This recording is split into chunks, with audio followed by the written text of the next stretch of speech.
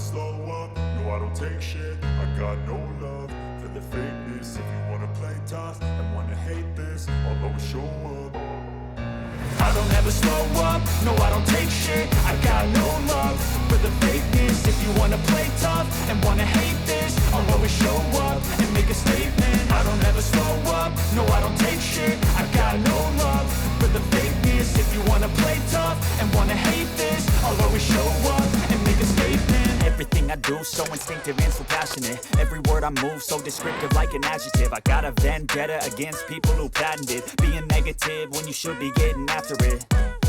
I got facts over tracks, this and that. Spitting slow, spitting fast. I could roast, I could gas. Think I'm okay at last, but I don't know if that can erase all the past. And the pettiness, a reflection of the emptiness. Hilarious, you think you're worth my time, you're delirious. Mysterious, because you hide behind a fake exterior. Inferior, you know I'll always be a bit superior. Get off of me, this ain't no humble brag. I want you to hear words, you can say them back. I want you to feel free from the chains at last, and to believe in what you got, it was built to last, yeah. Now that I've been put through hell, I never got anyone's help. I had to do it all myself. I don't ever slow up, no I don't take shit. I got no love for the fakeness. If you wanna play tough and wanna hate this, I'll always show up and make a statement. I don't ever slow up, no I don't take shit. I got no love for the fakeness. If you wanna play tough and wanna hate this, I'll always show up and make a statement. Gonna learn the consequence of being incompetent. Mental health is confidence, dreams and some honestness. I'm not here to save the day, that's for you to take away. I could play a million mind games, but instead I say something not illogical, something that is topical. Rub it on and watch it go, make yourself unstoppable. Dreams are irresponsible, but they're always possible. If you just believe, you could be so remarkable. Thoughts in my head, a collage and they spread. I'll be great one day, going off of my meds. No, I'm not giving up, no, I'm not giving in. I will make it to the top, taking off in the wind. I gotta make it, I'm saving every day to taste it. I'm patient, but my mind, it can hardly take it. I'm chasing a dream that I've had for several ages. A vacant, modern kingdom for the take. Okay, kita nyo naman, hindi pa rin nagpahuli si Suzuki. Akala ko wala na siyang dual sport na motorsiklo. Pero ito na, sa harap natin. Pinapakilala ko po sa inyo si Suzuki Raider J Crossover 115cc. Okay mga ka-riders, sa pagpasensyahan nyo na kasi first time ko makakita ng Suzuki Raider J Crossover. So ito, kung may mali po, i-comment nyo lang po ano, pero i-review po natin sa abot ng aking makakaya. Okay, unahin po natin dito sa kanyang front view. Okay, mapapansin natin sa kulay. Ang ganda po ng color combination niya, white and red. By the way, meron pong mga available na kulay ito. Ito pong nasa harap natin, ito po yung flame red. And then meron din po siyang grand blue. Meron din pong solid black at saka champion yellow. Okay. Balik po tayo dito sa kanyang harap. Bali, all bulb pa rin po ang kanyang headlight hanggang sa turning signals. And then, wala siyang decals dito sa kanyang pinaka-visor. Ano po? And then dito sa baba, ayan, meron siya ditong sticker na Suzuki dito sa kanyang malaking front fender. Bumagay yung kanyang front fender. Hanggang dito, extended yung kanyang fender. Ayan, no problem tayo sa kanyang talsik. And then ito po ang identity ng dual sport. Dito po sa kanyang habang telescopic fork, meron po siyang rubber boot cover. Ayan. And then syempre pang off-road na po ang kanyang gulong.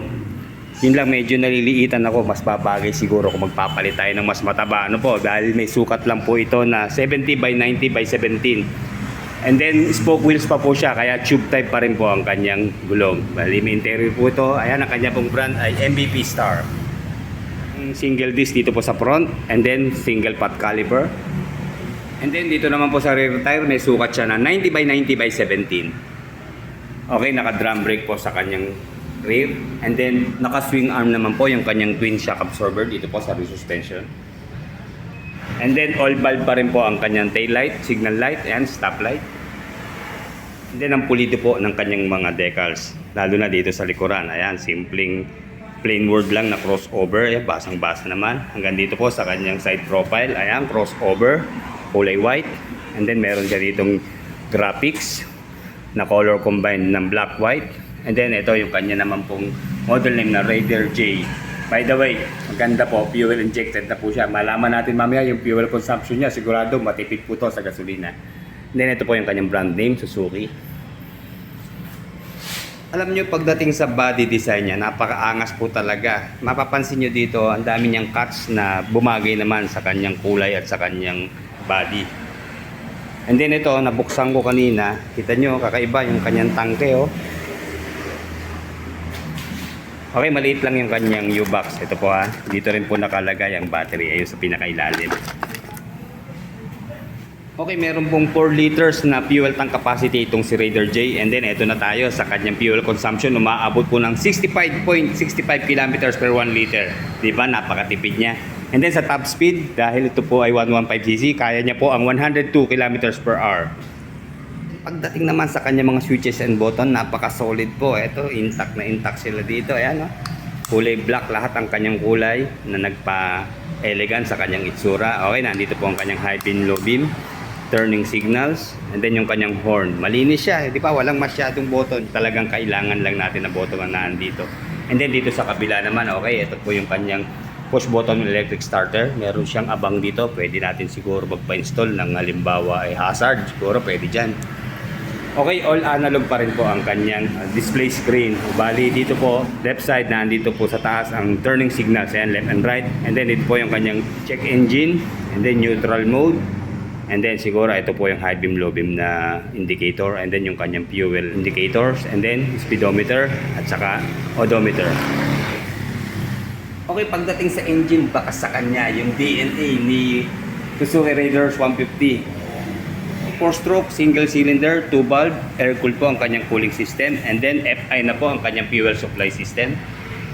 And then pagdating naman po sa kanyang maximum power, meron po siyang 9.1 horsepower at 7,500 RPM. And then maximum torque of 9 Nm at 6,500 RPM. Okay, meron pong curb weight na 97 kilograms itong si Raider J crossover. And then sa kanya naman pong ground clearance, nasa 156 mm po. And then pagdating po sa kanyang seat height, ay nasa 775 mm naman po. Okay, no problem po sa kanyang side stand. Wala nang i-adjust at maganda na po ang kanyang slant.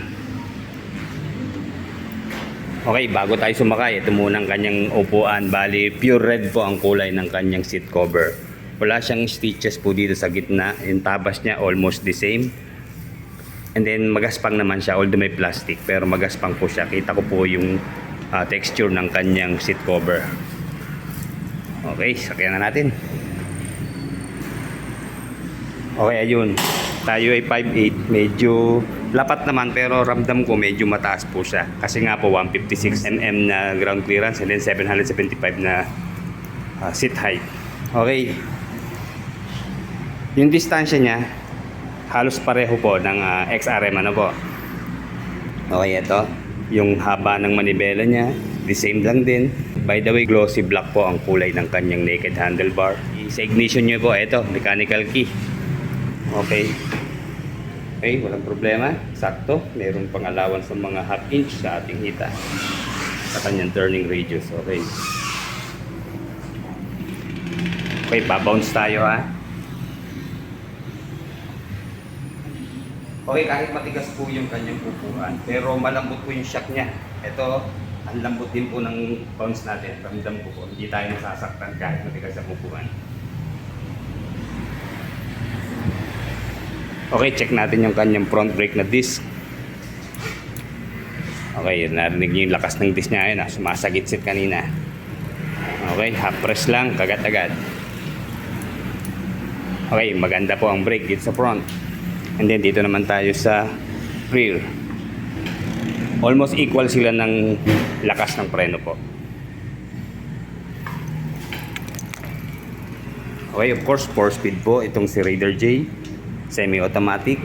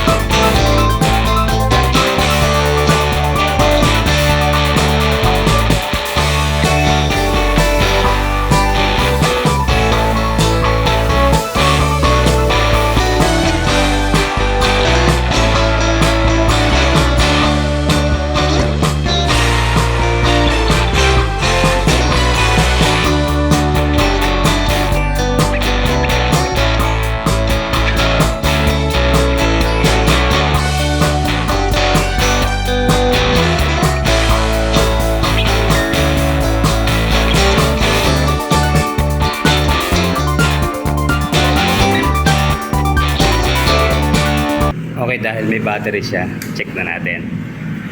Okay, pag on, ito po ang nakailaw, yung kanyang check engine sa kanyang neutral mode niya. Okay, test natin yung kanyang turning signals. Okay, ayan po.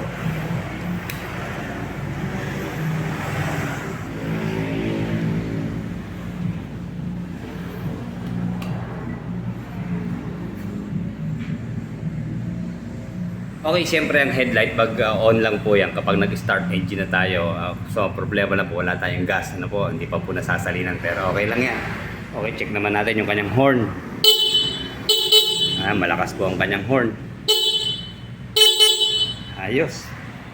Okay, dito naman po sa kanyang stoplight. Okay, ayan, maliwanag ang stoplight yan.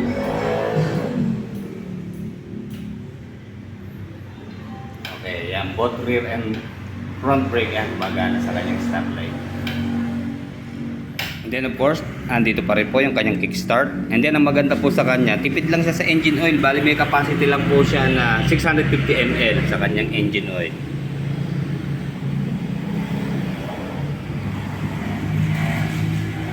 And then napansin ko po sa kanyang elbow ng muffler, ayan, meron din po siyang oxygen sensor. And then ito naman po ang kanyang spark plug.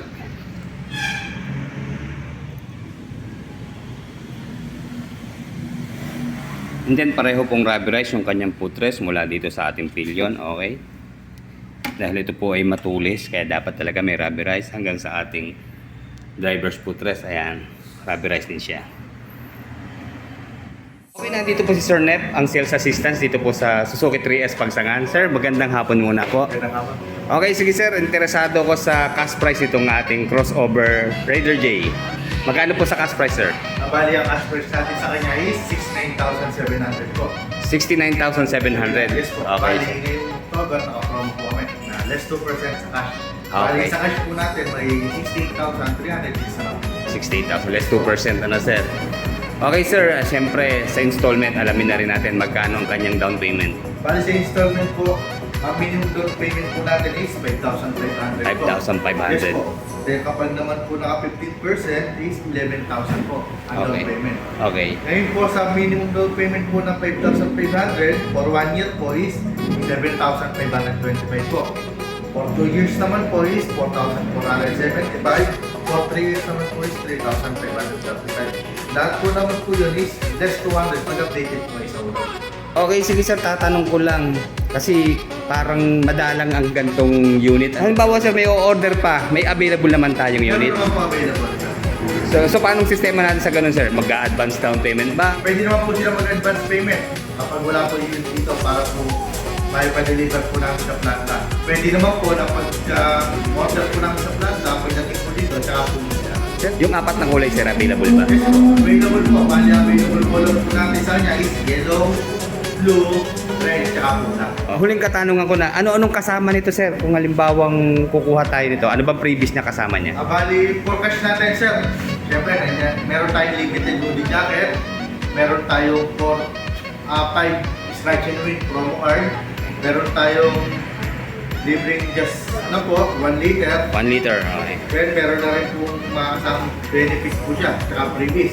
Okay. Tapos po, 3 years registration na rin po tayo ngayon. Okay. Tapos, for 2 years, may warranty po tayo sa motor. Kapag may kailangan po sila na bilhin ng pyesa sa motor, meron po tayong parts man. Available, okay. Available po. Meron po tayong kaibigan card na binibigay. Bali yun po is magiging discount card po natin kung magpapagawa po tayo or bibili po ng pyesa sa motor po. Okay sir, invite nyo na yung mga interesado dito sa ating Suzuki 3S. Okay. Ayun mga kaibigan, bali kung interesado sila sa Raider J, bali po, visit lang po sila sa shop namin sa Suzuki 3S Pagsangan po. Pwede rin po silang mag-visit sa online namin, mag-message sa Suzuki 3S Pagsangan po. Tara na kaibigan, magmotor na tayo. Okay, ayos sir, maraming salamat.